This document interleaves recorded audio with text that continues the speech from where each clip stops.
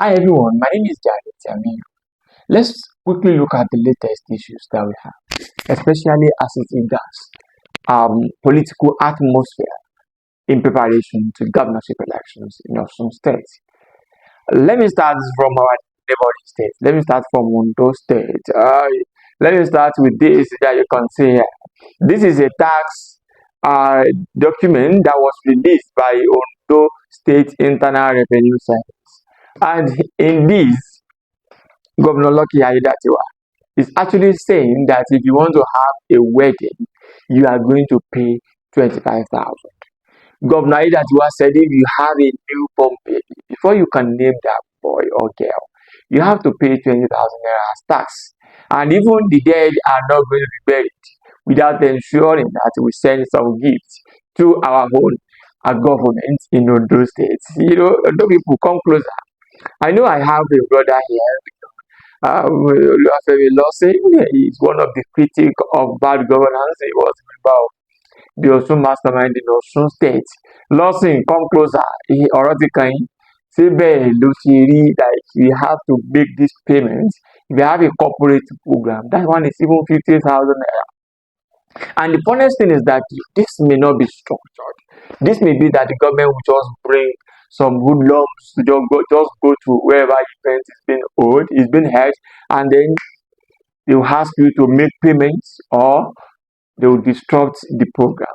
And we ask ourselves, what kind of another way of making life harder for people? I mean, we say yes, it's a good thing. Many people that will have that will give birth, at a very difficult time. Some people have CS, all the parents are looking for money to pay the hospitals, and then you still have to go and look for money to do the naming, to pay the government before you can do naming ceremony. And if you want to do it, then it's an expensive event you have to pay. But what kind of tax do we call this? Is this part of what is needed at this period? I want to know what you people think about it. But moving on now, coming to Osun State. Finally, after about 2 years, 1 month, Osun State government completed the recruitment process. However, they said it is first batch. Well, at least we can see the first batch after 2 years, 1 month. And remember that the process started on February 8th, and then around March 6, 7, then we got the appointment, the release of the first batch, according to them, 962, around that. But the question we ask is, yes, 1,500 persons were sent back in because they were illegally recruited, according to the government. Between that period and now, can we say the retirement is less than 500? Let's just say 500. Fine. If 500 people that retired, people that left service, people that died and all that, 500. If you had 500, you remember that even that 1,500 added to what we had there was not sufficient. Now we ask them to go, then we have another to them. Now the government actually said that 5,000 vacancies or 5,250 vacancies existed, and the government was to recruit 5,000. But now we have less than 1,000. I don't know, but the government has also has its own excuse, which is the fact that the local government application is paid with head, that some people are in charge of that. So maybe that's the reason what is going to be grossly inadequate. However, me looking at this, the persons with disability are already protesting, and they are going to stage their protest anytime soon. They said the the disability law that was passed and signed by the Governor Ademola Adeleke, that was signed by this assembly, has that 5% of every recruitment will be given to them. But according to them, out of this 962, they only have 7 persons that are members of this association. I don't know, but I think this is what the government should look into, and that's why we have a bureau of persons with disability. What exactly is this bureau doing? If only 5%, if only 7, that's less than what percentage do you call that? 7 over 360 or over 960. So I don't even know, but I believe that Even 1% of that is going to be 9.6. So if what we have is 7, it means it's even less than 1%. So out of 5% that they were expecting, like they were expecting around 46 to 47, but what they have now is just 7 persons. And they said a lot of them actually applied. I believe that they are taking their grievances to their appropriate quarters. And I call on the Ministry of Education to look at the grievances. It's very important.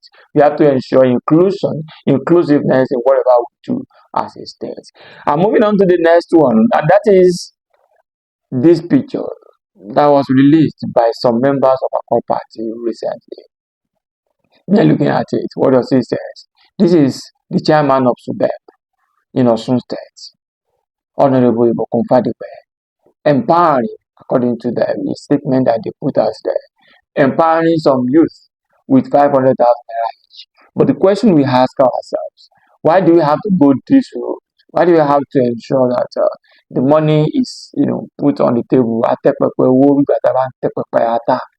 do we have to do this? This is making us to remember former Vice President Yemi Osinbajo. We also remember former Minister of Humanitarian Affairs, Sadiya Farouq. You remember those persons were the ones that were in charge of Kama placing money on the table, like if we are party, something like that. I don't think it's actually necessary in this period. But you have to commend you for what you have done, because we believe that you can do it in a better way. And finally, in the All Progressive Congress, now it seems that the national secretary of the party, Senator Jibola Basiru, former senator, is trying to know the number of people that he will have in case there is an opening to contest for governorship again anytime soon. Recent over the weekend, he started distributing what he called the Albarika Movement Identity Card. At least it's a very good one to start with. Distinguished senator, we know that at least you still have your eyes fixed on that exalted seat of governor, and you want to at least try. And but at least is this, you want to know the number of people that are loyal to that group, so that senator will know if to contest or not to contest.